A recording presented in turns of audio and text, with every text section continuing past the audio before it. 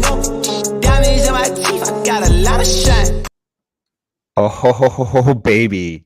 It's week 4, and we got a good one. Of course, we are the DFS Army Fantasy Football Show. We are talking everything about your season-long fantasy football lineups. I'm joined, of course, by my guy, Brandon Adam. I'm Flex Shane, and today, once again, joining us on the show, we got a very, very special guest from Jock Market, TRONE. What's going on, brother?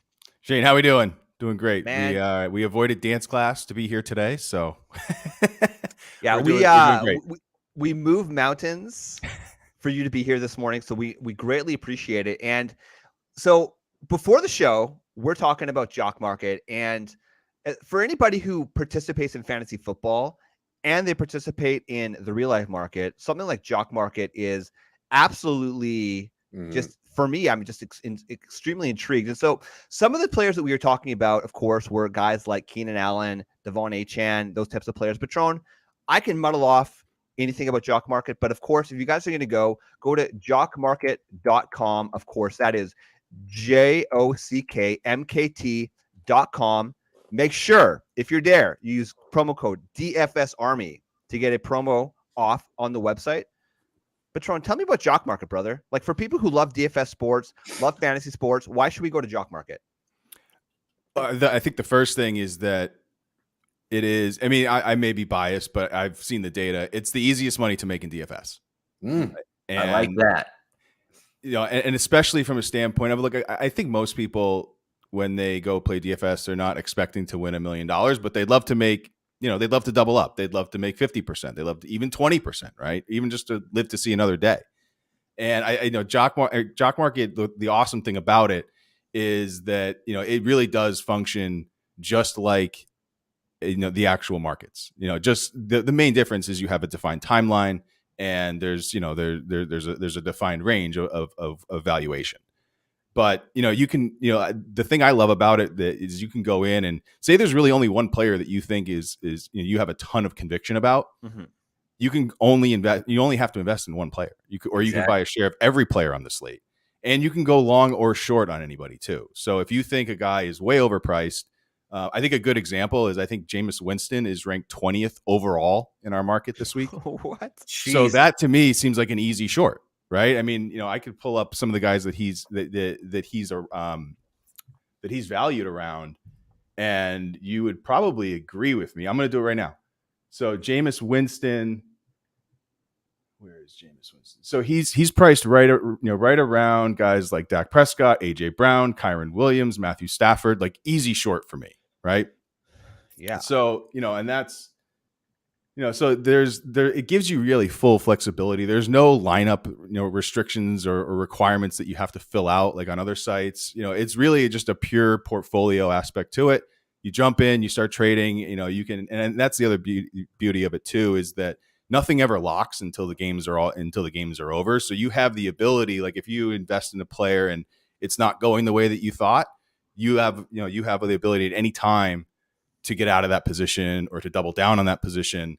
So it's really, you really have the full control throughout the entirety of a game, entirety of a slate, which I think allows you to not just sit there and want to delete the app for 6 hours when it doesn't go well, or vice versa. You know, you can really kind of, you know, wow, I'm right about a lot. Like, let me keep buying some shares before it really gets, really gets priced up. So that's part of it. And then of course we have, you know, similar to just about every other site, we have the pick'em stuff too. So if you want to do props and parlays, you know, we have that, you know, very similar and conceptually to Prize Picks, Underdog, all those sites.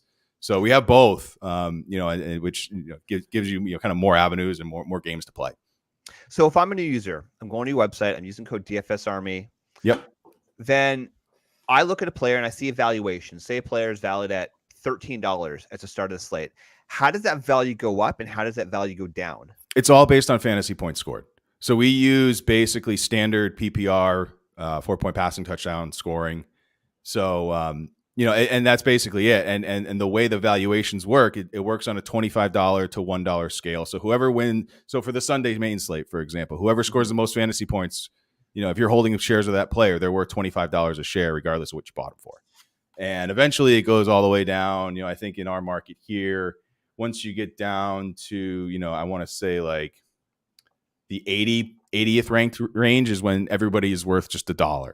which is kind of nice because even if you're totally wrong about everything, you end up with, all the shares being worth $1. So you don't have to, it's not worth it. You'll never zero out.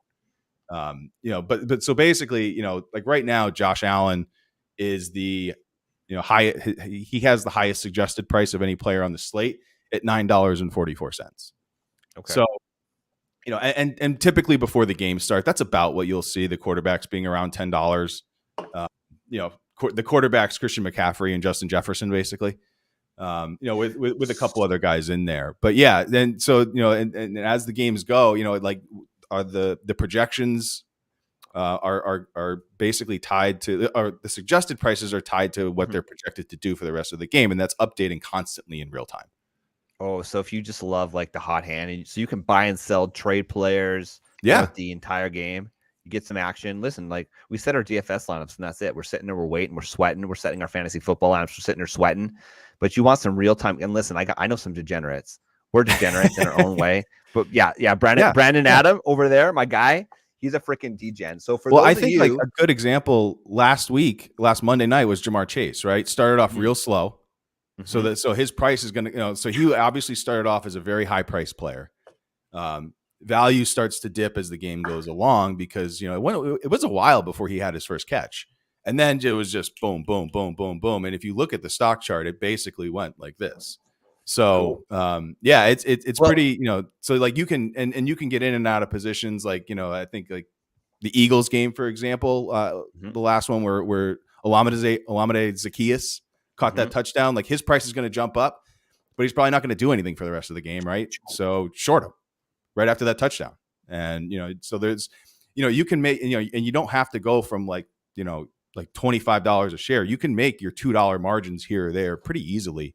And there's a lot of flexibility to do that. Cause there's profit to be made on literally every single player. You just have to be on the right side, long or short. So literally while you were just talking, I downloaded everything, set it up, set my account up. I'm officially on Jock Market. Love it. Let's try and make some money. And I'll be ready for all the questions like the as fact the games go on Sunday. I like the fact that I can make money by shorting players. I think that is a space where you can kind of that's easy to identify a little bit. We have one of our whales started out, I think, with a $20 deposit and a $20 match. And he's won over, 50, 60,000 at this point. Last time I talked to him, that was months ago. So he's maybe higher than that now. Yeah. But all he does is just, like he'll set like, basically like scale targets. And like every time something goes up or down $2, he's going to reassess.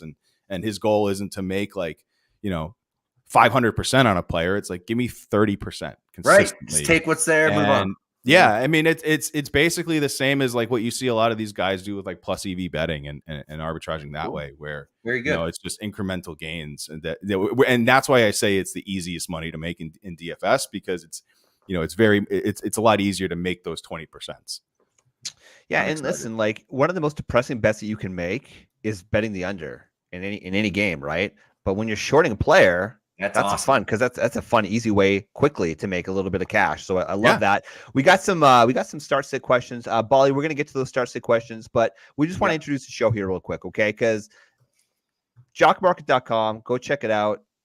We really appreciate you jumping on the show, Trone. Today we're gonna talk some of our heroes and zeros for the season. So this is gonna be like a rapid fire type thing where through 3 weeks, I may have thrown in a few players from the Detroit Green Bay game on Thursday night because that's how I roll.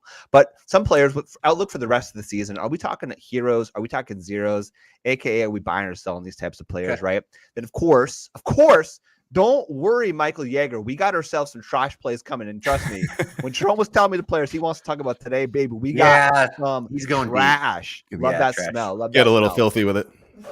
Yeah, but let's listen. Before we get into it, guys, let's hammer out. Let's hook our guy Bali up real quick here with some of his start sit decisions. We got Gabriel Davis and DJ Moore this week. Gabriel Davis, of course, is going to be playing in that high score in Miami at Buffalo game at 53.5 over under. DJ Moore, it's not going to be so bad, but I think we got to avoid DJ Moore at this point, right? Like we're going Gabriel Davis here. Yeah. Yeah, I mean DJ Moore is he's gonna get chased around by Pat Surtain all day. No thanks. Yeah, DJ Moore every single time of the week. This is setting up actually quite nice for DJ Moore. So you like actually, sorry, Gabe Davis this week. Go Gabe Davis this week. Setting up quite nice. So. At this point, man, it's depressing, and I'm not sure I'm quite willing to accept that. Sad what's happening to DJ Moore career. Unfortunately, when we're going to be talking about Justin Fields a little bit later here. Okay, so then we got another, I call this a sex appeal type question. We got Joshua Kelly, because unfortunately, Austin Eckler's not looking like he's going to play, or Devon Achane, who just absolutely lit the fantasy world on fire. Yes. I think, we were talking about this before the show started. Like, is Achane, he's not quite an every week starter, but at this stage, like, the toothpaste is out of the tooth, or out of the tube, man. Yeah, I 100% agree. High scoring flying game. I think Raheem Mostert's going to be the one struggling a little bit in this game. I think Achane can actually make some room and space and be able to get through that tough Buffalo defense. I actually like how it sets up for him versus Mostert this week. Do you think that that's just like a troll? That he comes out finally and says, listen, guys, like, it's not Achane. It's a badass sounding name. Let's just go Achane. Like, that's a troll, right? I would have been rolling Achane this whole time. I don't care if you're mispronouncing it or not. That's so much better. All right. And then because we love our track plays, do you guys prefer Tutu Atwell or Elijah Moore? Tutu. Deshaun Watson right now, he's dealing with the right shoulder injury on his throwing arm. It sounds like he's probably going to play, although I've heard some mixed signals on that. We're not going to know. He can get pulled early in the game if he looks bad, guys. Like, he can get pulled. Like, and I think Marlon Humphrey's back this week. Is that right? I think Marlon Humphrey's going to be back this week. Yeah. So sure, no thanks. Just in general, man, like, Cleveland's defense is playing so well that do we really trust that they're going to have to score a lot of points? Elijah Moore's 2 hit or miss. Go Tutu Atwell. Tutu Atwell was actually one of my flex plays this week, so I'm all in. Stick to it. Let's go Tutu and get yourself a 100-yard game. All right, let's do it, baby. Okay, guys. Before we get into our flex plays of the week, we got to talk about some of our heroes versus zeros. So this is going to be a rapid fire show. So it's going to be, we're going to say the player. I'm going to maybe give a little bit of an explanation, and then we're just going to go boom, boom, boom. The three of us, hero, zero. Are they going to continue? Okay. So let's start with our heroes because Mike Dickinson's not on the show. Yeah, it's more fun. Let's talk about, we actually like to have fun on this show. So Trone, we're going to throw it to you here. Okay. We got some hero quarterback positions. Jordan Love, he's a hero. He hasn't scored less than 20 points, including week 4. Is he a hero for the rest of the season? I'm not sold. I'll give you one thing that's really concerning me. His clean pocket completion percentage is 33rd in the NFL. Yikes! And it's 57.6%. And a guy we're going to talk about next, I'll give you the difference because he's first in the NFL, and it's huge. So I think the narrative on regression coming for Jordan Love is real.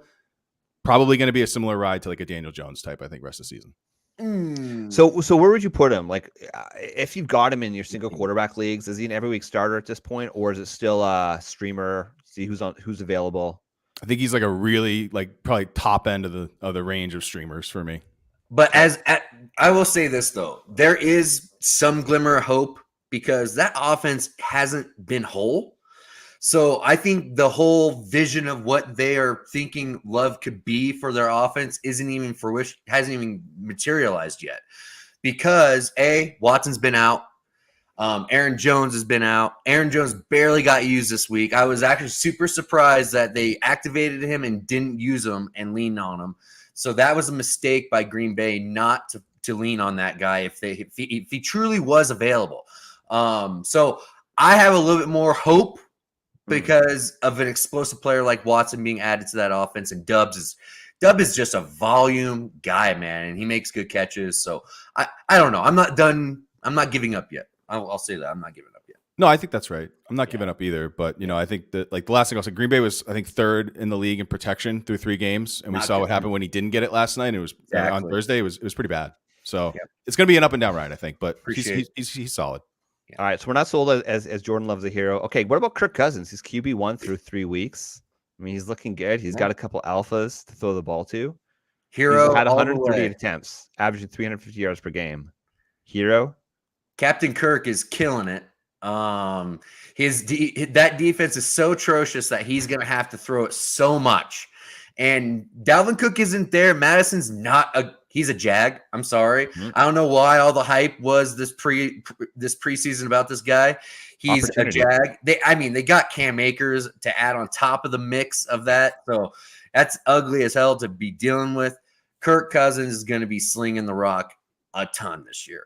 So I think he's still finished. I think he's going to do kind of what Joe Burrow did last year, where he's like that one traditional kind of QB that's in the top 3, top 5. So I think he definitely do it. I mean, remember how I said that Love's completion percentage in a clean pocket was 57.6%? Yeah, Cousins is 79%. He's first in the league, 79%. I think like Joe Burrow last year is a great kind of comp for what Cousins could be. I mean, look, it wouldn't surprise me to finish, he's not going to be the QB1, but I think he's probably like very, very easy track at this point to like a QB8 season. Yeah, right? I was going to say top 8. Top 5. Yeah, I think he'll be top 5 the way that they're tracking with the attempts. For sure. All right, guys. I guess this one's a little bit stinky, but and this is all relative to where we draft these guys. Okay, so Russell Wilson through 3 weeks is the actual QB 10 on the season. Wow. I think we know the answer to this one, but I gotta ask: is he going to be a hero? Is he a guy that we can trust playing, or is Regression going to be a bitch? No, I think he's going to have his best game this week as a Bronco this week. He better. So I think this week he's going to absolutely smash Cortland Sutton, smash him into every lineup you got. Marvin Mims is a fun play if you want to do some DFS kind of stuff. This guy's role is growing. I just love that Sean Payton has this guy going deep on some big ball, big plays. I love that. And I think what's his value over at Jock MKT right now? Russell Wilson? Yeah, that's a good one. That might be a good one to buy then if you like him, because I doubt that the market is pretty high on this guy right now. No. So he's sitting right next to a guy. He's right in that Jameis range with Matthew Stafford, Dak Prescott. Perfect. Yeah, I mean, you can buy like his suggested price right now is $5.38. Yeah. So can he pay off at that and maybe get you to like $9 a share this week? Maybe. Totally. I think he could climb up the ranks a little bit. I think they're going to be behind it. Their defense is putrid in Denver. Putrid. Compared to what they're used to, it's not good. They're the implied over. Their implied team totals 25 points going up against Chicago this week. I love it. So smash of the week. Yeah. Yeah. I mean, okay. Going back to a guy we talked about earlier, I think if you went late round quarterback this year and you're streaming and you have like Love and Russ on your team, I think you're in good shape. I think you can go back and forth and just stream those two guys and you'll be fine. It's going to feel gross, but you're probably going to get, back in QB1 production the rest of the season on it, which is fine. Yeah. Which is fine. Okay. Let's talk about some of these zero quarterbacks, because the biggest elephant in the room right now is Justin Fields going up against the aforementioned Russell Wilson. He hasn't looked good. He's not getting any design runs. They're just functional. Is the fact that we drafted him right around that QB5, QB6 range, like, is there any chance in hell that we're going to somehow get back on that value? Brandon, that's a no, right? Based on your expression? I don't think so, guys. I mean, unless they give him 10 design runs a game, he's not getting back to that value. He's not going to return value to what people drafted him at. That was the biggest part when we were talking about it in preseason. I jumped into this preseason hype too a little bit, where I was so dead set on not drafting Justin Fields this year, and then I got caught, and I got in some high stake leagues where he was it was just a good place to draft him, and I got some shares. And I am so mad at myself about it because I jumped into the hype.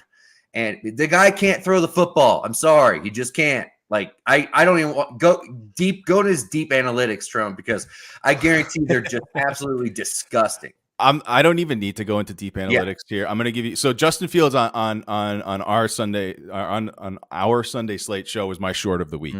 Would you rather buy a share of Justin Fields for $7.03, or would you rather buy a share of Lamar Jackson for $6.50? Oh my God, what are we talking about here? Or would you rather buy for 2 cents more a share of Jamar Chase, for 20 cents more a share of Anthony Richardson? This is like, I'm going to short, like, this is basically verbatim what I said. Like, I'm going to keep shorting Justin Fields. I'm going to keep trying not to start him. I mean, you probably have to in a seasonal league, like, based on where you drafted him, and just like hope last year happens again. But like, until he can show us that he can throw competently enough, like just to sustain a drive, and or the Bears start scheming him more design runs. Like it's gross. It's not good. Who knew he was Trey Lance? Like after last year. Stop. Hey man, like that's that. where we're at. This is what Trey Lance would supposedly look like from what everybody's been saying, right? I mean, this is exactly what we talked about, but at least the Bears did go all in and get him somebody too. But like, I just figured that they would have more conviction and more of a plan with the offense versus what they got going right now. And it's just putrid, and I'm out completely. I feel bad for everybody that's involved, got shares of him. For some contact, well, here, listen, okay, just it can't get much worse, but his adjusted yards per attempt through 3 games is 4.01 yards. He leads only ahead of Mr. Zach Wilson and Bryce Young. It ain't looking pretty, right? Bryce Young, another name. I can't remember who said it, but Anthony Richardson looks more advanced as a passer right now through a rookie season, which for those who remember, like Anthony Richardson was pretty raw as a passer very raw into the season this year. And he's looking more complete than Justin Fields is right now. Listen, I agree with you. There's definitely some risk. However, until the day I die, I'm going to be Justin Fields' truther. I believe the guy does know how to pass the ball. There's something going on that's dysfunctional right now in that offense in general, in that locker room. It's dysfunctional. So I'm not going to put it all on Justin. If you have him, you probably want to sit him until at least he shows something, right? Which means there's a good chance he could leave 25 points on your bench. But at this point, like, I don't have any faith of actually starting him in my lineup. Justin Fields won't be a Chicago Bear in 2024. Ooh, that's bold, baby. But you might not be wrong. Okay, boys, we got to keep going because this rapid fire game is not going very good. Sorry. Okay. All right. Yep. Trevor Lawrence, you guys are talking about it's going to be a get right game in London. Like, sky's not falling yet, is it? No, absolutely not. Go ahead, Tron. I'm not panicking on Lawrence yet. I mean, he's like middle of the pack right now, like efficiency wise. Like I think he was there last year. So like, many big time drops with big value. So many big time drops with big value. I think he's second in the league in drops right now. Yeah. I heard a stat. I heard a stat. It was something to the nature of he has more fantasy points dropped than any other quarterback in the NFL right now. Unfortunately, Calvin Ridley is always throughout his whole career. Calvin Ridley's been known for drops, right? Maybe not as bad as like a Deontay Johnson type player, but he gets fed and he drops the ball a lot. A little bit, a little bit. Zay Jones dropped 3 touchdowns as well. Like it's a problem. I think they turn it around. They focus in. They go out to London where the Jags have been very successful and they play well. I think it'll get going on track like we wanted. They're going to be. What about Joe Burrow? I'll be honest, guys. I'm frightened about that info. I get that there wasn't a setback last week, and Jamar Chase did have a get right game, which I like to see. Week before that, of course, was T. Higgins. I'm scared about Joe Burrow right now. I'm out for the season. I'm not out. I think as the season goes along, if he just doesn't tear his Achilles, I think that's what he is literally risking right now, playing with this calf. Like, I truly believe he's super compromised, but if he can get through and he can get into week 8 and 9 where they are still in the fight, I think that's when he starts coming on strong to finish the year. Didn't Chase say in the preseason he would just rather see Burrow sit for the first 5 weeks? Yes, he did. So I mean, let's get him through these next 2 games. I'm honestly, like, that's so freaking sharp, Tron. If Burrow's out there, like I'm just going to treat him as if he's who he always has been. And just trust. I mean, look, we can play this like, what if their quarterback gets injured game with everybody? I mean, like, it happened to Aaron Rodgers in the first 4 minutes of the season, right? It's obviously higher risk with Burrow, but if he's out there, I'm not worried. I'm going to talk about some real gross stuff on the Bengals in a little bit, but I mean, look, he's Joe Burrow. He can be a complete statue and still carve you up. I'm less worried. I think I totally understand the worry, Shane, Brandon, but I'm just going to keep rolling him out. I mean, I think you have to based on where you drafted him. You probably haven't gotten a better option yet. So, Well, Russell Wilson this week or Joe Burrow? Russell. There you go. I'll probably flip. Yeah, for the week, sure. I'll It's probably close. still flip a I'm coin. talking about this week right now because guess what? There's some 0-3 teams out there that they need a damn win because they've been rostering a whole bunch of Bengals. I think Sutton goes off this week, and I think the Broncos I guarantee Sean Payton was really riding these guys super hard after that loss, that embarrassing loss. I think they come out pissed. Well, the one thing he can't say is how big of a mess it was last year, right? Amen. He can't. He can't say that. There it is. Been put to bed. Can't say that. Okay, boys. Some rapid fire here with the heroes of the RB position. Let's just talk about the Miami backfield in general. Devon Achane, Raheem Mostert, like plug and play, right? Every single week. Every week. Otherwise. Okay. Yeah, I heard this stat earlier, real quick. The Dolphins running backs just last week had more points over expectation than six teams have had all year. Jesus. I mean, like, I think it's going to be McDaniel is gonna be juicy all year. I think. Is McDaniel the coach of the year right now? So far. Yeah, Absolutely. I think he is. Absolutely. Although, yeah, Dan Campbell's up there, I'd say. Yeah, for sure. But I think what McDaniel is doing, dude, he is changing the game on how he uses motion I'm telling you, listening to some of the people talk about what he's trying to do on offense, it's a special offense. You got to have really sharp players to do that offense. Well, it's a track meet. His entire team is a track meet. It's insane. Tyreek Hill is so underrated on how smart that guy is. He is a ball player. Okay, Zach Moss. I think he sucks, but opportunity outweighs sucks sometimes. that's true. What happens if JT comes back in a couple weeks? Then Moss is erased. He's erased. He's gone, right? So, but play him while you got him.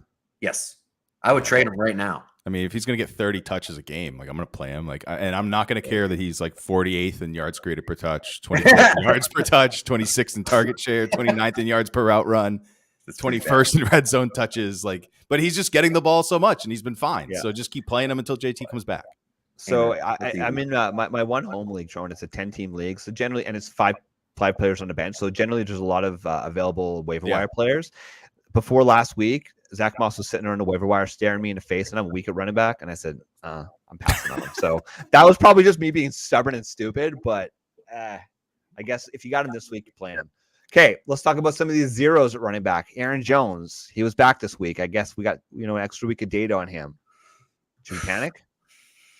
No, I like his. I think he's still explosive. He is approaching that cliff. It's just scary. Josh Jacobs. He looked. We're going on. I saw the head nod. I had go fast. Josh Jacobs right now. What do we got? I mean, the role is still there from last year. Yeah. So I'm going to keep betting on that. Keep plugging away. He's just got to get himself back in playing shape. So you might have to suck it up for another week, but I'm going to keep trusting him. I mean, I might not start him in DFS, but Dameon Pierce, CJ Stroud's balling out. He's throwing the ball a hell of a lot more than we thought he would. Dameon Pierce. I actually like him this week. I'm out. I like him this week, but overall, I'm out. I'm out too. Javonte Williams. I'm in. Beauty. Okay. He's just too good. Okay. Last but not least, the wide receiver position here. Keenan Allen. Whoo, baby. Wheels up for him, right? Yeah. Yeah. Sorry for fate telling you. But let's see if he makes it through the season with this much volume going his direction, because this guy is also on the injury, train as well. So Quentin Johnson could be a big piece if something happens here. But Joshua Palmer is the play this week. If you want to get a sneaky flex and get kind of dirty. So you can do that. Sean, where were you on QJ this offseason as a rookie? Pretty high on him. I think I was I had him right. I think when I had to pick between like him and Addison, it was kind of a coin flip. And you're taking him ahead of Zay Flowers too? Yeah. Yes. Yeah. I mean, I wouldn't do that now. But I think, obviously, like with what we know now. But yeah, I think just the ceiling case, the ceiling outcome for QJ, I think is probably as high, probably the highest going into, this season, which hasn't materialized yet. It could. I mean, I think it still could, because Josh Palmer is, in my opinion, like a very pedestrian wide receiver. I mean, even last year, I I know. mean, even in Flex- games when Allen and Williams were out last year, and it was like just Josh Palmer, like he barely could hit 14 points per game. yeah, So I mean, which is okay in like in your flex, but it's still like I think he's just like very average, replacement level. What are they going to do? What are they going to do? Are they going to let their first round pick that they have just chill out and do nothing when their alpha went down? No, they're going to give him some looks. They want to see what he can do. He was lighting up camp. I don't see how they don't try and get him some touches and some run here. Yeah, I mean, they had the liberty of letting him work into the game and learn a little bit behind a pro like Mike Williams. So let's see what he can do now. If he's going to step into the two. I agree. I'm not sure this week necessarily is going to be a QJ week, but as the season goes on, I'm certainly bullish on him as well. Okay. That's Jacoby a nice Myers, buy for Jock Market. QJ is cheap. What's QJ at? Let's see. I'll say $3. $3-4 is I think where he's going to be at right now. I bet you money. He's not even in the market. He's not even ranked in the market. Okay. Exactly. No. So buy. Yeah. Well, I think Josh Palmer is the play this week. Like he's ranked 83rd in our market. He's $3.38 a share. Like, I think Josh Palmer's like I would start him over QJ this week. I'd rather have QJ on my roster rest of season. Yeah, I agree. Yeah, agree with that as well. Okay, Puka Nacua came back down to earth last week. Were we out on Puka? I think he's going to be great all year. I think he's not going to be an all-timer like what's been going on, but I do believe he will be a solid wide receiver 2 through the year. Like that's what he's going to be. Yeah, I think you need to look at Puka in the same way that we've looked at Robert Woods for all those years when he was with the Rams. Yeah. I've heard a lot from like Rams camp that like they always viewed Puka as the next Robert Woods, not like so he's not. I don't even think he's playing the Cooper Kupp role. I think he's playing the Robert Woods role, just doing it really well and getting targeted a better job. A ton. Yeah. Have you guys? Because there's not much going on right now in terms of word out there on Cooper Kupp if he's expected to be back by week 5. Like, have you guys heard anything? I heard McVay said he's expecting him to practice next week. Okay, I haven't heard a damn thing. So I mean, I think you're still looking at like week to week with Kupp. Oh man, he's not coming back for a while. It'd probably be week 7, 8 that he comes back. I'm thinking week 8. Yeah. Another When's their bye? That might be a good. When's their bye? I can look at that real quick as we talk about Rams bye week. Looks like it's going to be week 10. Oof. So, yeah, hopefully he's back before the bye week. Okay, last one. Adam Thielen. He's in. Who else is there? Nobody. He's going to get. We said when we were doing Best Ball Mania, when we were talking about, slinging darts, we said easy volume call is Adam Thielen for the wide receiver 1 position in Carolina. Mingo, he's a physical freak, but he's raw. He's also hurt this week. He's still hurt. He might play. He got whacked by our boy Witherspoon. What's up? He got whacked, and now he's still on the protocol. But I think you can trust Adam Thielen this week and beyond. Yes. All right, let's go wet blanket tanks here. And these making this list, I definitely shed a tear. My sweet baby, beautiful boy, Garrett Wilson with Zach Wilson. Like, he's probably wide receiver 3 at this point, if that. He's dead. Yeah, I think you're probably locked into like 12 to 14 points per game as like what I would accept for Garrett Wilson the rest of the season. We said this earlier. Like, we will riot if Zach Wilson stays the quarterback. It just needs to change. Yes. If that happens, anything can happen. Who's viable out there right now that could actually come into the Jets? I mean, Colin Kaepernick wrote a letter to Robert Saleh saying, "Listen, put me on the practice squad." Like, I don't think that's going to happen. There's too much drama there. Hey, Phillip Rivers was going to go play for the Niners in the Super Bowl. If they made the Super Bowl, go get him. Why not? He can run an offense. I have a hard time taking myself seriously. I would take Joe Flacco sitting on the couch right now. He knows that system. Dude, I would take an HGH filled Brett Favre and throw him in there. Let's go. Honestly, right now, who would you rather have as the Jets quarterback rest of the season? Joe Flacco or Zach Wilson? Joe Flacco. I think Joe Flacco too. Right? Yeah. We saw Andy Dalton, who I would say is as good as Joe Flacco just last week, and he was competent, right? At least for our fantasy players, for our skill position players. Okay, so that's depressing. What about Drake London? He's dead. Ritter's there. I hate it here. Smith is there. I hate it here with the Falcons. Like, it's just, yeah. He'll pop some games, but it's not going to be consistent. It's never going to be consistent. Yep. What about your boy, JSN, Jackson Smith and Jigba? They aren't playing we aren't seeing three wide receiver sets. Until we see that, he's not viable. So right now I'm out. Can't start him, can't drop him, can't trade him away. But hold him. Let's Ken Walker is just what a freaking beast he is, man. And what all that nonsense everybody was talking about with Zach Charbonnet taking his role. This guy's getting receptions. This guy's next to Tony Pollard. He's like got the highest numbers in the red zone snaps in the league. It's crazy. Love it, love it, love it. Okay, boys, that's it for our heroes versus zeros. I'd say overall, just as depressing as I thought it was going to be, but that's okay. Okay, before we get into our flex plays, Mike Yeager boy here has been quite patient in the chat. We appreciate you, Mr. Yeager, coming in here.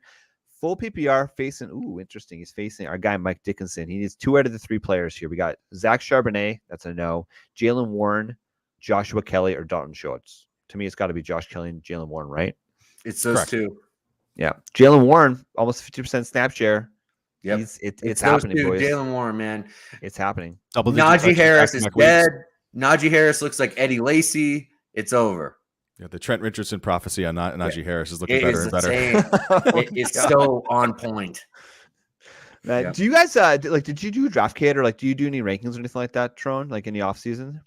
I don't put it together anything official. I'll do I kind of I'm not technical enough to build out models, so I don't do it. Well, you're talking about clean pocket pass rate, so I think you're. That's deep enough. Yeah, I'll piece together a bunch of stuff from the good people at Player Profiler, Fantasy Life, stuff like that. All right. And I'll put it together. I have a process, but I'm not building out projections and rankings weekly. Got it. Yeah. Perfect. Yeah, I had Najee ranked about half a round versus what his ADP was. So if he fell there, at that point in the draft, it's okay, he's a flex consideration. But I had him in the same range as James Conner. If he fell that far, I was fine with it. If I had to pick between the two, I'd flip a coin. But way too high. All offseason, we were talking about Najee Harris, Joe Mixon, or Ken Walker. That was the grouping, and I was. Big time on Ken Walker. Yeah, the answer is Ken Walker. And the answer is Ken Walker. Yeah, if for those who are using our tools, they have a ton of Ken Walker because I had probably eight or 9 picks above his ADP consistently. Yeah. So you guys probably had a lot of Ken Walker. And you're welcome for that one. Okay, boys, let's get into some nasty, smelly, disgusting, and some beautiful flex plays. He's my best friend. He's my pal. He's my homeboy. My rotten soldier. He's my sweet cheese. My good time boy. All right, so for those of you who are new to the show, of course, we are talking about our weekly flex plays. These are start-sit type decisions that we're going to be facing every single week and aren't necessarily de facto starters every single week. Trone, you're the guest today. We appreciate you jumping on. Tell me about your first flex play of the week. Breece Hall. I'm going to keep sticking with it. I think he logged his first full practice since the injury about 10 months ago, which is kind of exactly on the timeline that they expected. I think he's seen increased snaps, attempts of aside from week 2, his role is increasing. I think the training wheels come off starting, either pretty soon. It could be this week. So I think if you're deciding between Breece Hall and, he's ranked 93rd in our market right now. So, his price is way down. I'm fine buying him on Jock Market, but I think if you have to start Breece Hall this week, I wouldn't feel too bad about it. It's 7th in breakaway run weight, 3rd among running backs in yards per touch, 5th in juke rate. So coming off the knee injury, if he's 5th in juke rate right now, that's a really good sign for his knee. So I'm going to start trusting him more and more and more. Well, and the Jets this week are going up against Kansas City. It's a Sunday night game. They're looking to be massive underdogs going up against KC. Implied team total for the Jets is 16.5 points. It's gross. If they want a hope in hell of even competing with the Kansas City Chiefs, I don't think there's any chance they're actually going to win. But if they are going to win, it's going to be on the backs of a player like Breece Hall and getting the ball away from Zach Wilson. The only thing I worry about is that the Chiefs are basically just dare them to throw the ball. which means they're probably going to stack the Bucs up against Brees Hall. But you got to just hope for some of those big runs because any given play, he can take it to the house. So can I give you a little bit of hope on that? Brees Hall is Yeah. facing the ninth highest stack box rate in the league already, and he's still he's still been pretty good on a per touch basis. So they can do it, but we've all seen Brees Hall basically just dominate whoever's in front of him. So yeah, I mean I think you're right. I think the Jets are going to try to keep the ball away from Patrick Mahomes as much as possible. I don't know if they can.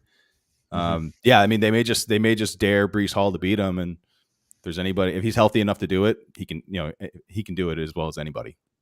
Yeah, no, I'm okay with that. I like that play. I've got a Brees Hall, Javonte Williams decision that I have to make, and so far, I've got Javonte in my lineup right now, but that's going to be a game time decision. I think it's going to go right down to the wire. How I'm feeling about it. Brandon, give me your first flex play. My first flex play is going to be a rookie this year, Jordan Addison. Jordan Addison is going to be matching up against Dante Jackson of Carolina. He's given up a 13.7 fantasy points per game. So I feel like Minnesota is going to start. They just barely missed on him last game. A couple of big plays that were there that just didn't come into fruition. I think Addison has a bounce back week, and he smashes against the Carolina Panthers. I think he's an easy smash. You can go in there. And I think it's going to be the battle of Adam Thielen versus Addison, the guy that replaced Adam Thielen. I think Minnesota Vikings is kind of petty like that. So I think they're going to make sure he gets in the end zone for the fans to say, oh, we definitely should have moved on from Adam Thielen. So I think he's going to smash this week. Yeah, I like Addison a lot. Is Addison an every week starter unless you're in like a 10-team real shallow lineup league type league? Yeah. So I think if you're in a format where it's 12 teams, start 3 wide receivers and at least 1 flex, then I think he's at least in the flex conversation every single week. Is he a locked and loaded starter? I guess like anything else, it depends, but probably. Right? I mean, I think he's locked into a I think spot. it just depends on how high like you were on him. I saw him people jumping ADP for him. And then I saw him dropping way down. So it's just he's got a wide variety of where you got him. It just depends on how sharp that league was with the rookies. Right. Yeah, I mean, on the season so far, he's still got a 65% snap share. Last week was 70%. So we like to see that it's ticking up. Going up. But, I mean, Justin Jefferson's got almost a 30% target share still. So it's still the Justin Jefferson show, which as it should be. The thing that I worry about Addison is he's going to be touchdown dependent, right? Just like similar like a player that we're not going to talk about today, but like a Jahan Dotson, right? Like he's a player that when he touches the ball, good things happen, but he's not always going to get the ball thrown in his direction. They were this close on a couple plays last week where end zone was in the proximity. So I feel like Addison's going to have a nice bounce back week after having 2 good first weeks of the season. He cooled off for a second, and I think he heats right back up this week. Yeah, no, I love that. So, which actually it dovetails well into my first flex play, which is Adam Thielen going up against Minnesota. I mean, listen, if you want the narrative, it's the revenge game. I don't know. Like I feel like that's an overrated narrative that we like to bank on. These guys are pros, right? Like it's just okay. They didn't want to re-sign me. I'm ancient at this point. That's cool. I'll go and I'll mentor a young quarterback. I'm fine with that. But the fact is that Minnesota still can't stop anything in the passing game. They're still 3rd worst in terms of fantasy points allowed. And what I like is that Adam Thielen, he is an outside wide receiver, and 77% of the fantasy points allowed by Minnesota is on the outside, right? They're good at defending the slot. So it's going to be a good game for Adam Thielen. I actually like this game in general. Like a lot of these players, I'm comfortable attacking in this game, which is fantastic. All right. Anything else? Anything you want to add to that? On to the next. I don't hate it. Beautiful. I mean, beautiful. Yeah. So another thing I like to look at. So we have this matchup tool over at DFSARMY.com, and it breaks down a lot of the games. It talks about, like your basic things like just defensive position of games, but it also talks about your projected ownerships, right? Mm-hmm. And one of the things I do like is that Adam Thielen, especially in your PPR league, so for DK, DraftKings, he's got a 16.14% projected ownership on your matchup tool. Chop. Yeah. So he's going to be a chalky play this week, which generally speaking, if the mark's pretty high in this guy, then amen, baby. Amen. Yep. Easy projection to make. But people get nervous about the quarterback change. I think even with Young in there, they are going to be funneling it straight to Adam Thielen this week. Yeah, I mean, this will be a good test for Bryce Young, I think, right? Obviously, he missed last week with the injury, but this week he's coming back against a defense that can be passed on. It's going to be a good test. Yeah, they're the worst. I mean, if you're a Carolina Panthers fan, man, and maybe this is a question for you, Trone, not that you're a fan, but you traded the farm, you traded your future for a player like Bryce Young, and you see CJ Stroud and Anthony Richardson so far outproducing him. Like, are you worried? It's too early to really worry, but I don't feel good right now. Yeah, I bet I feel queasy. I mean, look, if the Panthers just finished in last year and they just had their own first overall pick, I'd be fine. I'd feel less bad. But I mean, to give up what they give up and to see, like you said, CJ Stroud, to see Richardson look just clearly further ahead than Bryce Young. Yes. Plus the size concerns, it's. Yeah. I mean, jury's still out, right? It's been 3 games. He's played 2 of them. So, a long way to go. But yeah, it's concerning. The problem becomes when a team goes and mortgages their future to go and get a player like Bryce Young. Like that, Bryce Young has to be the type of player that can elevate an offense around him, because that's what he's going to have to do. He's going to have to support the offense because they're not going to have any building blocks around him. They don't have their first next year. That worries me that it could be like a 2-year progression. And you're right. Like, this is easy to say, but these are all things that we were saying at the start of the season, even going into before the NFL draft. We were worried about Bryce Young and his size. Guy's a baller, but sometimes college production doesn't translate into NFL production. Just look at, Justin Fields. I said this on our Jock Market show yesterday. Like, the thing you want to see a rookie do is do what they did well in college at the professional level. Like CJ Stroud is doing that. Ball placement, accuracy, it's all translated really, really well so far. Yeah. He was our Bryce Young, one. TBD. TBD. All right, Tron, what's not TBD? Give me one of your flex plays. So here we go. Right in the same range, I think, as Adam Thielen, Marquise Brown. Okay. I'm not too concerned. I mean, obviously it's not a great matchup on He has paper. a horrible matchup, I was going to say. Yeah. I mean, playing San Francisco. But look, Arizona has kept up with good teams this year, number one. True. Yeah. It looks like Hollywood's going to be going up against Travarius Ward, who has been somewhat beatable this year. So, I mean, look, give me a team who has at least made a game out of it with better teams, obvious negative game script, and a guy who's getting a 25+% target share. Like, I'll just bet on that. Like, if I have to. So, like, I think in our league, for example, I'm deciding between Gabe Davis, Nico, and Hollywood. I don't think I'd fault you guys whichever way you went there. I think all 3 are kind of right in the same range. I think Nico's a play in that one. Nico. That will go right into my flex play. We'll talk next about that. But, I think so. So Hollywood Brown, I mean, he's probably been a player that you're starting in your lineup almost every single week. But this week, I don't know. Was it midway through the week that he popped up on the injury report with the thumb, or was that coming out of last week? Because I only saw it a few days ago. Oh, I don't know. I haven't heard anything about a thumb injury, but tape it, you'll be fine. Yeah, but professional wide receivers paid to He'll be fine. The ball. He'll be fine. I just think it's officially questionable. Yeah, when you're dealing with a thumb injury as a receiver and you have other choices like that's where I would lean like a player like a Nico Collins. But totally, yeah. Like, if this thumb is a thing, just ignore everything I said. Yeah, well, I'm playing DJ Chark over him this week in one of my leagues, and that's probably a massive mistake. But for the same reasons I like Adam Thielen, I don't mind. So I kind of like the DJ Chark because there's going to be so much attention over on Adam Thielen. It's going to be crazy. Yeah, I could open up things for Chark, and he looks healthy. This particularly is a half PPR as well, right? So you definitely lean a little more on the touchdowns, but that's the type of decision I'm trying to make. And as of right now, he's on my bench, but I don't know, Tron, you're a sharp dude, man. So when you like Hollywood Brown, that makes me question my decision. I've always been kind of a Hollywood Brown stan. I just like guys. I'm a sucker for target shares. So yeah. I get it. He's never been below 25%, and then obviously pass heavy game script. Like, I'll bet on, as long as, like you said, as long as that thumb is okay. If it's not, then he goes right to the back of the list of those 3 guys that I said. Yeah, I mean that's contingent. If we get more information as we get down like closer to game time, then that definitely makes a difference for sure. And that's one of the afternoon games, so you'll have some choices there. And to your point, game script are going to be throwing the ball to catch up, to keep up with them. All right, Brandon, give me your second flex play, baby. I'm gonna go. We talked a little bit about him, but Tutu Atwell. I kind of like Tutu Atwell this week. Matt Stafford's been slinging it, and he's slinging it deep targets.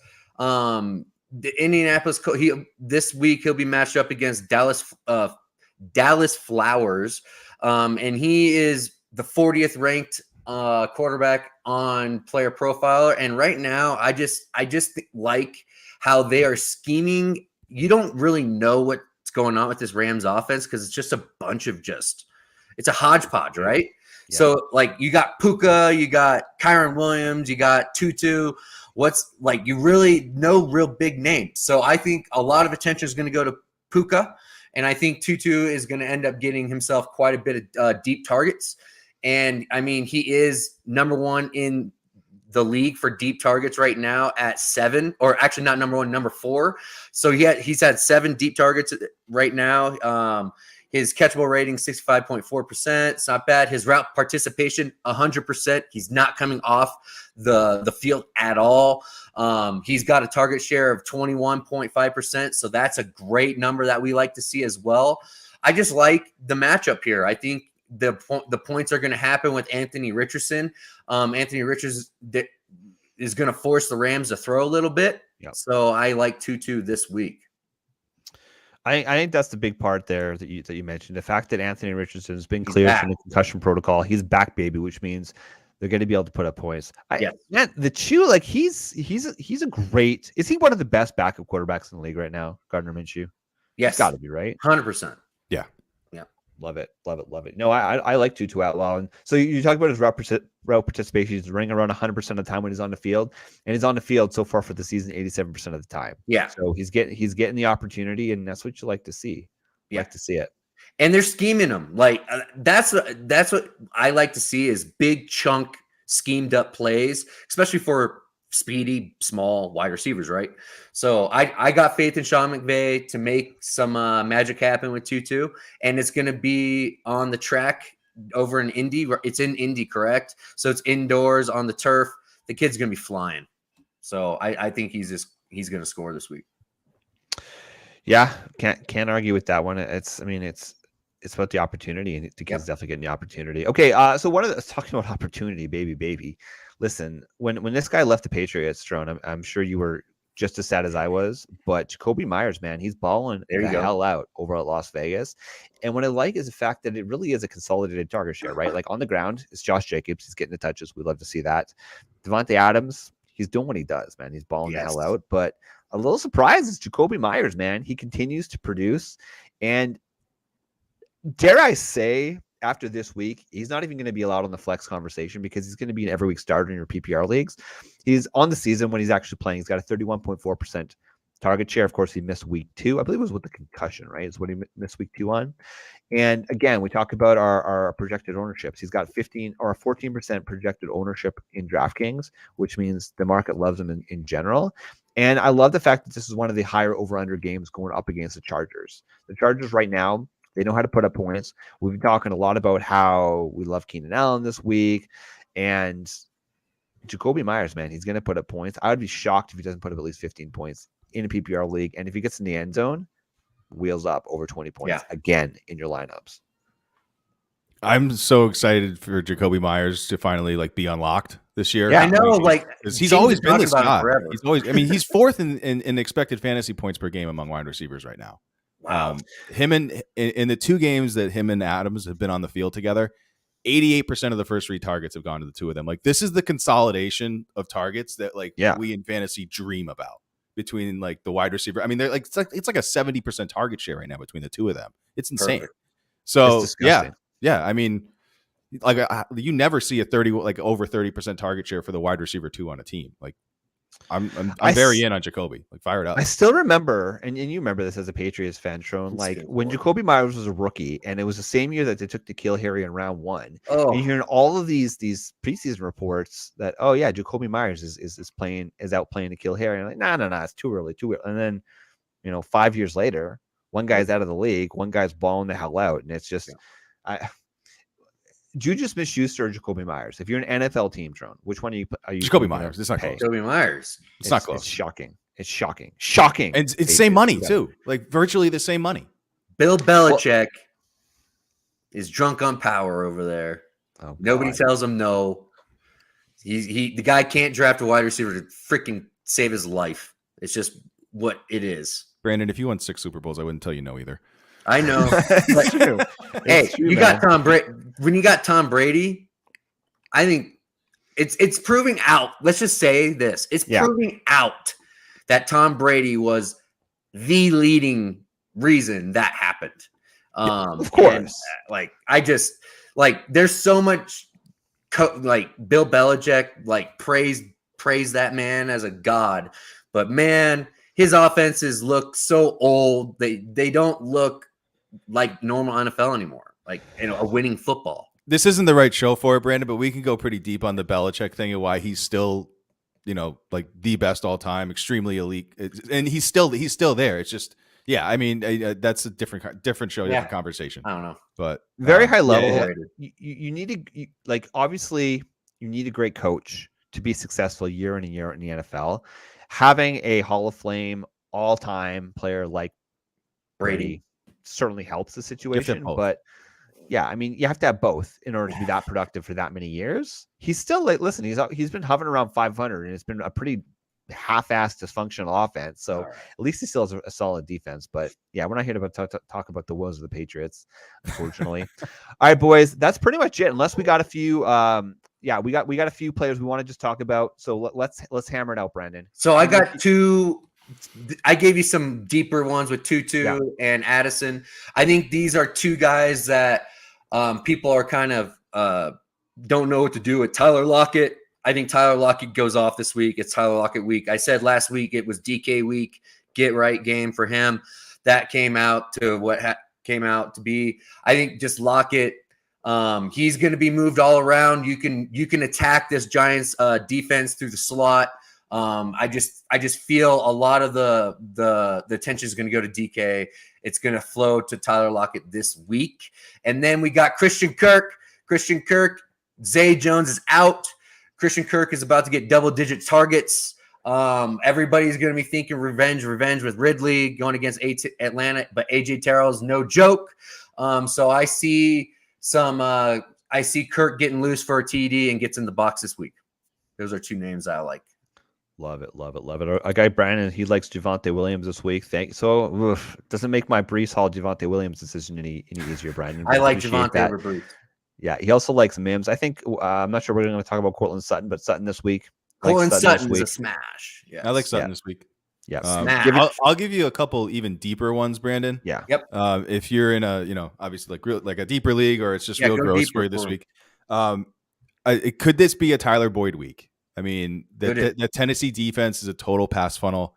I think I'm not expecting much from Mixon. Then you're going to need something short over the middle of the field, right? I mean, he's going to see Roger McCreary this week a lot. I think their slot corner. He's 47th, and he's the 47th ranked quarterback per player profiler. 56th in yards allowed. I mean, like he's allowing a 72.5% catch rate. Yeah, he's not good. So it could be a Tyler Boyd week. I think this is a Bengals just lopsided drubbing. I think all the Bengals are going to get right this week in the pass offense. 100%. The other gross one I have this week is Kendrick Bourne. Speaking of no-name Patriots receivers, I mean, he's 16.3 expected fantasy points per game this year. He obviously hasn't delivered on that. He's second in the league in unrealized air yards with 275. And Stephon Gilmore's been sneaky bad this week, he's probably going to see a lot of. I mean, 126 passer rating allowed for Gilmore this year. He's 80th in the league in fantasy points allowed per coverage snap. It's so this could be a sneaky game for Kendrick Bourne where he has that kind of like that week. What was it, week 1 where he had 2 touchdowns? if you're down in these barrels of Tyler Boyd and Kendrick Bourne, like I would be fine if I had to start them. Like I wouldn't feel good about it. Be freaking out. I wouldn't be panicking. Yeah. These are the types of decisions we're making in a lot of our deeper dynasty leagues. Yes, because a lot of these leagues, leagues. it's start 3 wide receivers, minimum 2 flex plus your super flex. Like it gets dirty quickly in those. That's what I'm saying. Like a lot, we're like, is really Kirk a flex player or Tyler Lockett really going to be a flex play in normal Joe leagues? Yes, they are. Yeah. It's just like it's just that's why we try to give you guys a variety of some deeper ones, and then some of the more for 10-person league, 12-person leagues that are normal Joe leagues. So well, and like Boyd and Bourne and Cooks. Like, Cooks is on the bench. Yep. Like that's the range. Yeah, you go. right now it's not looking good. Perfect. So one of the guys you actually mentioned, Brandon, I wouldn't quite classify him as quite this filthy, but he's like a wide receiver 3 type conversation. I think George Pickens this week going up against Houston. Like it's going to continue to be the George Pickens show until Deontay is back. So in a couple of weeks, let's hope and pray, because I have a ton of Deontay in my leagues. If Deontay Johnson's back, like is he going to be the number 1 target, or is it going to be George Pickens? Or is it? Yeah, I think Deontay, right? Guy just demands the ball. I think it's going to be. I think some of the more weighted targets. If George Pickens can close the deal in the red zone a little bit while Deontay's gone, I think some of that role could be pushed away from Deontay, because he's just not a red zone guy. He really isn't. Well, in week 1, Deontay got hurt, right? Yeah, and he ran. He only was on the field for 44% of the routes. His target share was only 2% less than Pickens. I know it. So Deontay was in the targets per route at 26% in that game. Pickens was 15%. Yeah. I mean, week 2, he obviously Pickens. Pickens is the guy until this is the time for Pickens. I think when he comes back, I think when he comes back, it's still Deontay. I mean, Deontay is just such an elite targeter. Is just constantly open. Cool. Are you selling George Pickens if he has a big game this week? Yes, if you can, because he's like people believe in him even if Deontay comes back. Like he's a sell low. I'm going to be trying to move him in Dynasty in the next 2 weeks once he blows up here. I'm not selling him because I've never had him. Fair enough. I think I have him in 1 league. Yeah, I mean, look, I think he has a big week this week. Please definitely sell him. Definitely sell him. All right, boys, we're bumping on an hour. That is a fantastic show. It flew by, Tron. We really, really appreciate it. It's just nice having another Patriots fan on the show. It really you understand my pain. I play golf left-handed. It's like playing with another lefty. It's something you don't see too often. Yeah, absolutely. Of course, guys, go check out Trone's content over at Jock Market, JOCKMKT.com, jockmarket.com. Buy and sell player stocks and make a little cash while you're doing it. A lot of fun. I just signed up. Play some pick'em too. Play some pick'em. Yeah. Play some pick'em. Use code DFS Army. Code DFS Army. Of course, what do we hail from? We hail from DFSArmy.com. I talk about this every single week. I feel like I'm a broken record. People think that it's the same script. Every single week, we have our members cashing serious cash over at the DFS market. So DFSArmy.com. Go follow the link. See how you can get a free 1-month trial and start winning your DFS lineups now. Listen, like I'm not a big DFS guy, I will admit it, but I sucked at DFS before I started doing content over here. So I get access to all the tools. I like to wager a little bit on the side, and I'm actually I'm positive for the first time in a very, very long time. So DFSArmy.com, go check it out. If you guys don't want to get nasty, you don't want to get dirty, just go to our cheat sheets. See some of the players that our experts are talking about. Of course, we love Jock Market. We love DFSArmy.com. So Tron, we got to have you back, brother. Like we really appreciate you coming on. It's a very fresh perspective. We'll get you on maybe in a few weeks from here because listen, you got family stuff, so we got to figure out a time that works for everybody. But that's it for the show. So, ladies and gentlemen, don't forget, there's the early London game tomorrow morning. So make sure you set your lineups if you're going to have players, or get them the hell out of your lineup if you don't want any of those players in. So for Trone, for Brandon, I'm Flex Shane, and we are the DFS Army Fantasy Football Show. Good luck in week number 4. Big time, knowing that, diamonds in my teeth, I got